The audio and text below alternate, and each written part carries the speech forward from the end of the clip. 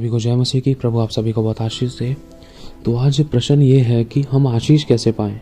बहुत से लोग आज बहुत बोते हैं लेकिन कई बार आशीष नहीं पा पाते हैं। अपनी तरफ से बेस्ट करने की कोशिश करते हैं धन को लेकर भी, लेकिन वो फिर भी अपनी तरफ अपनी ज़िंदगी में भरपूरी की आशीषों को आता हुआ नहीं देखते हैं, अपनी ज़िंदगी में उतरता हुआ नहीं देखते हैं। इसका क्या कारण है? देखो, सबसे पहली बात हमें ये ध्यान रखना है कि देखो, जो इंसान जैसा बोता है वो काटता है। अब हमें बोना क्या है? अगर हम प्रभु के राज्य में धन बो रहे हैं तो धन की आशीष हमें मिलती है, ठीक है। और दूसरा, जब हम धन बोते हैं, धन की आशीषें प्रभु के राज्य में बोते हैं तो उसके कई तरीके हैं। दशमांश हो गया, उठाने की भेंटें हो गई, ऑफरिंग्स हो गई, और इसके अलावा धन्यवाद की भेंट हो गई। और जो भी हम खुशी से बोते हैं या भवन की कुछ ज़रूरत के लिए हम देखते हैं तो उसको बोते हैं, या कोई बोझ हमारे अंदर आता है बोने के लिए तो उसको बोते हैं। कई प्रकार से कई तरीके हैं बोने के, लेकिन हर्ष से बोना है, खुशी से बोना है, ठीक है। अब दूसरी बात यह है कि भाई मैं बोता भी बहुत हूँ लेकिन आशीष मुझे क्यों नहीं मिलती है। इसका सबसे बड़ा कारण यह है कि शैतान जो आपका शत्रु है, कोई मनुष्य आपका शत्रु नहीं है वरन वो दुष्ट आत्मा है, वो शैतान, वो गंदी शक्तियाँ जो आपको धन में बढ़ता हुआ देखना नहीं चाहती वरन वो आपकी बर्बादी चाहती हैं, वो आपको गिरता हुआ देखना चाहती हैं। वो दुष्ट आत्माएं चाहते हैं कि आप दूसरों से पैसा मांगे। वो दुष्ट आत्माएं चाहती हैं कि जो आप कमा रहे हो वो किसी न किसी तरीके से आप इस्तेमाल कर ही ना पाओ, या नुकसान में निकले, या घटी में, या बीमारी में, या परेशानी में निकले, या कोई चोर करके ले जाए। तो इसी प्रकार से वो दुष्ट आत्माएं चाहती हैं। लेकिन आप वो भी अच्छा रहे हो लेकिन काट नहीं पा रहे हो। जैसे मान लो कोई मसीह भाई है, मुझसे कह रहा है शंकी भाई कि अब मैं धन भी बहुत बोता हूँ, प्रार्थना भी करता हूँ, आराधना भी करता हूँ, मैं वचन भी पढ़ता हूँ, मैं तो आज्ञा पालन करने की पूरी कोशिश करता हूँ। अब सोचो, वो बंदा पवित्रता ही में चल रहा है फिर भी उसकी ज़िंदगी में आशीष क्यों नहीं उतर रही है? इसका सबसे बड़ा कारण ये है, उसने आत्मिक युद्ध में उतरने की कोशिश नहीं की। क्योंकि जब हम यहोशू प्रभु के दास के बारे में पढ़ते हैं तो प्रभु ने साफ कहा था यहोशू से, देख वो रहा प्रतिज्ञा का देश, जा लड़ और जीत। मतलब अपने हिस्से का काम क्या है? आत्मिक युद्ध में है हम लोग। अपने हिस्से की आशीषों को हमें शैतान से छीनना होगा। देखो, जब हम प्रभु से मांगते हैं, प्रभु ने कहा है, देख मैं तुझे छितराने वाला बनाऊंगा, तुझे देने वाला बनाऊंगा, तू कभी किसी से उधार नहीं लेगा वरन तू छितराएगा, तू उड़ेलेगा।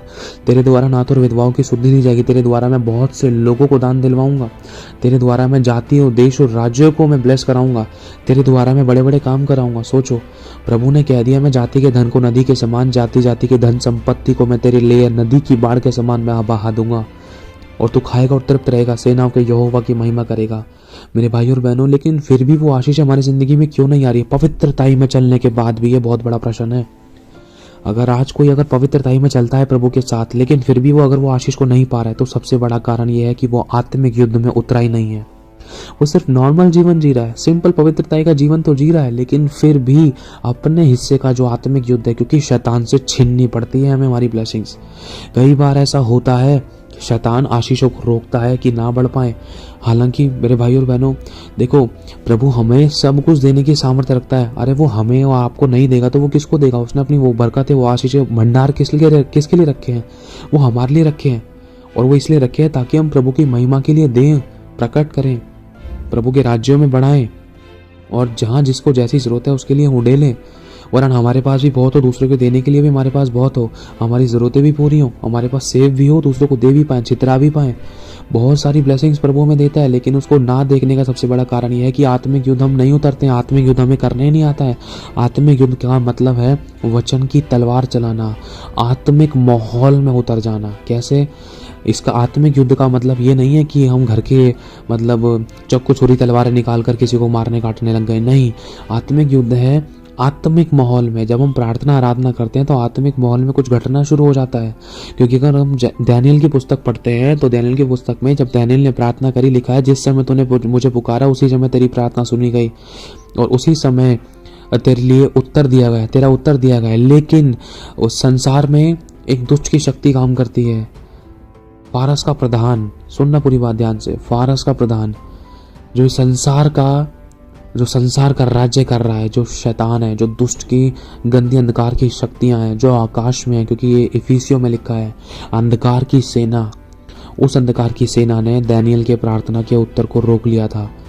अब उसके लिए मेरे भाइयों और बहनों, हमें प्रभु से प्रार्थना करना जरूरी है, आत्मिक युद्ध में उतरना जरूरी है। प्रभु ने आपको और मुझे युद्ध के दूत दिए हैं, प्रभु के पवित्र युद्ध के दूत दिए हैं जो हथियार और अधिकार के साथ युद्ध करते हैं। लेकिन उसके लिए हमें पवित्रताई में चलने के द्वारा, परमेश्वर के अधीन होने के द्वारा हमें उन दूतों को आज्ञा देनी है ताकि वो हमारी ओर से लड़े, हमें आज्ञा देनी है। बहुत से लोगों को तो पता ही नहीं है प्रभु ने पवित्र युद्ध के स्वर्ग के दूत क्यों दिए हैं, किस लिए दिए हैं। अरे ये स्वर्गदूत तो यीशु के पास भी हैं, यीशु के लिए भी दिए थे। जब यीशु धरती पर जीवित था, जब यीशु मसीह शरीर में होकर आया था, मेरे भाई और बहनों, यीशु मसीह ने खुद कहा था, मैं चाहूं तो पिता से एक बार बोलकर स्वर्गदूतों की 12 पलटनों को बुलवा सकता हूं। मतलब कुछ स्वर्गदूत ऐसे हैं जिनको हम आज्ञा दे सकते हैं, आज्ञा देते हैं, जिनको हमें आज्ञा देनी चाहिए ताकि वो हमारी ओर से युद्ध लड़ें और जो हमारे हिस्से की आशीष है, हमारे हिस्से की जो प्रार्थना का उत्तर है, जो उन्होंने रोक रखा था, उनसे वो छीन कर लेकर आए और हमारी जिंदगी में उतरे, वो भरपूरी की आशीषें उतरे, वो प्रार्थना के उत्तर हमें मिले जो आकाश में रोक रखी थी उन गंदी दुष्ट आत्माओं ने। ये तरीके हैं मेरे भाई और बहनों। हम एक आत्मिक संसार में हैं। एक मसीह विश्वासी शारीरिक रूप से कभी जिंदगी में लड़ाई को नहीं जीत सकता है। हर एक शारीरिक लड़ाई को आत्मिक तरीके से जब एक विश्वासी लड़ता है तो जीत 100% उस विश्वासी की होती है जो आत्मिक युद्ध में उतरना जानता है। आत्मिक युद्ध में हमें हमारे हिस्से की आशीषें छीननी है। छीनने के लिए प्रभु ने कहा है, हम बलवान हैं, हम छीन लेते हैं। प्रभु ने कहा है बांधो, किसको बांधना है, उन गंदी दुष्ट आत्माओं को बांधना है। छीनना है किससे, उन गंदी शक्तियों से छीनना है। पहले बांधना है, फिर उनसे छीनना है, जलाना है, हमें उनको नष्ट करना है, उनको भस्म करना है, उनको कर्स करना है, उनको बांध कर कैद करना है। हमारे पास अधिकार है, हमें अधिकार ही इस्तेमाल नहीं करने आते हैं। कई बार तो हम रोते रहते हैं, कई बार तो प्रार्थना भी करते हैं, आराधना भी करते हैं, चर्चेस में जाते हैं, हम कई बार खुदा पे दोष लगाते हैं। खुदा भी कहता है तू अपने हिस्से का काम कब करेगा, तूने प्रार्थना तो करी है लेकिन तेरा उत्तर तो उन गंदी दुष्ट आत्मा ने रोक लिया है। तू अपने हिस्से का युद्ध कब लड़ेगा, सब कुछ मैं ही तेरे लिए करूंगा तो तू क्या करेगा, तेरे को मैंने हथियार किस लिए दिए। अगर सब कुछ मुझे ही करना होता ना तो हथियार और अधिकार तुझे मैं ना देता, सामर्थ्य और अभिषेक से तुझे अपॉइंट और अनॉइंट नहीं करता। अगर कोई इंसान याजक नहीं है ना मेरे भाई और बहन, अगर वो एक प्रभु का एक सेवक नहीं है तो इसका मतलब ये मत समझना कि वो कोई प्रचार या बड़े बड़े काम, चमत्कार, सामर्थ्य और अभिषेक के काम नहीं कर सकता। अरे प्रभु ने आपको और मुझे, देखो समझने की कोशिश करना है इस बात को कि ज़रूरी नहीं है एक पास्टर जो पुलपिट पर प्रचार करता है वही बड़े बड़े काम कर सकता है, वही बड़ी बड़ी प्रार्थनाएं कर सकता है, वही हमारी आशीषों को खोल सकता है। नहीं, हमारे हिस्से की आशीषें खोलना हमारे हाथ में है। प्रार्थना का उत्तर तो तुरंत मिल जाता है लेकिन वो आकाश में अटक जाता है उन गंदी शक्तियों के द्वारा। हमें उन गंदी शक्तियों को आत्मिक रूप से हराना है, वचन की तलवार से, आत्मिक पवित्र युद्ध के स्वर्ग के दूतों से। उन गंदी दुष्ट की शक्तियों को हमें कुचलना है, हमें उनको बांधना है, हमें उनको नष्ट करना है, हमें अपने अधिकारों का, हथियारों का इस्तेमाल करना है ताकि उनको कुचला जाए, ताकि हम ब्लेस हों। और स्वर्ग की जो आशीषें हैं, हमारे पवित्र परमेश्वर स्वर्ग पिता की जो ओर से हमारे लिए जो आशीषें भेजी गई हैं, जो दूसरे स्वर्ग में जो आशीषें रुकी हुई थी, हमारी दूसरा स्वर्ग वहाँ जहाँ पर दुष्ट आत्माओं का अड्डा है, दुष्ट आत्माओं के अड्डों में, जो दूसरे स्वर्ग में जिसे हम कहते हैं दुष्ट आत्माओं का अड्डा, और दूसरा स्वर्ग अंधकार की शक्तियाँ जो प्रधान है, हाकिम है, वो दूसरे आकाश में है। और वो हमारी प्रार्थना का उत्तर और आकाश में जो आशीषों को जो परमेश्वर हमारे लिए भेजता है तीसरे स्वर्ग से, वो दूसरे स्वर्ग में अटक जाती थी। और उनको वहां से धरती पर उतारने के लिए, हमारी जिंदगी में उतारने के लिए हमें आत्मिक युद्ध में आना जरूरी है, चाहे आप मानो या ना मानो। अगर आपको ऐसी जिंदगी जीनी तो आप जी सकते हो, लेकिन उसके लिए आपको उपवास, स्ट्रांगली प्रेयर, वचनों के साथ आपको युद्ध करना होगा आत्मिक। ये नहीं कि चिल्ला चिल्ला के अगल बगल वाले को परेशान कर दिया।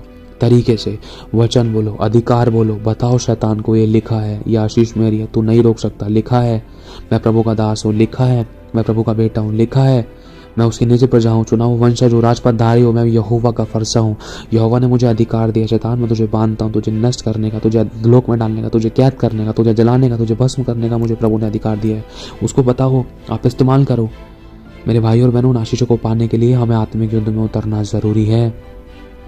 अधिकार के साथ उन दुष्ट आत्माओं को डांटो, यीशु ने डांटा है। अधिकार जताएं, उनको एहसास कराए कि मेरे पास अधिकार हैं।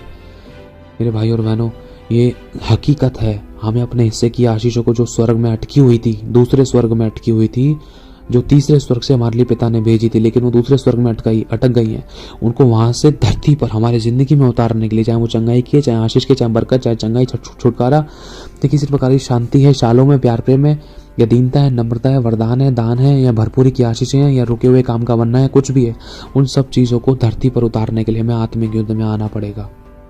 ये हकीकत है, बाइबल का रोल है। इसलिए लिखा है कि अपने सारे हथियार बांध लो और परमेश्वर के अधीन हो जाओ, तब शैतान तुम्हारे सामने से भाग जाएगा। हथियार बांधने का कारण क्या है फिर? हथियार क्यों बांधने हैं? हथियार पता होने चाहिए हमें, हमारे हथियार कौन से हैं। हालेलुया।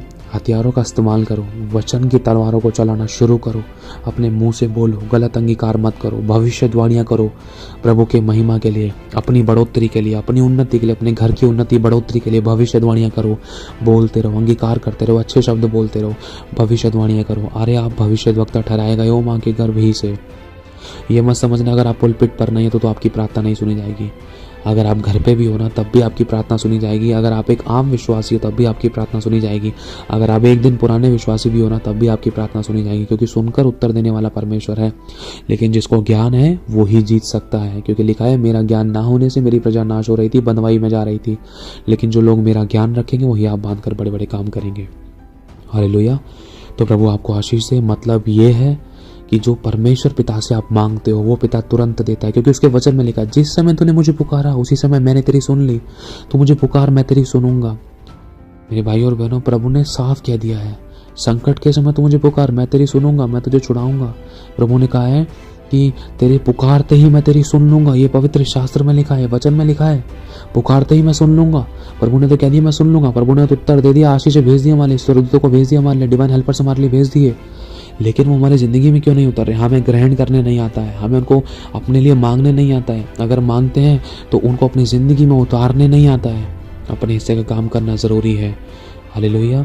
स्वर्ग की आशीष, तीसरे स्वर्ग की आशीष जो वहाँ पर हमारा पिता परमेश्वर वास करता है, जो उसने हमारे लिए भेजी हैं, अगर वो आकाश में अटक गई हैं, अगर प्रार्थना को उत्तर नहीं मिल पा रहा तो उनको धरती पर उतारने के लिए आत्मिक युद्ध में आना पड़ेगा। तो प्रभु आशीष आप सभी को जय मसीह की।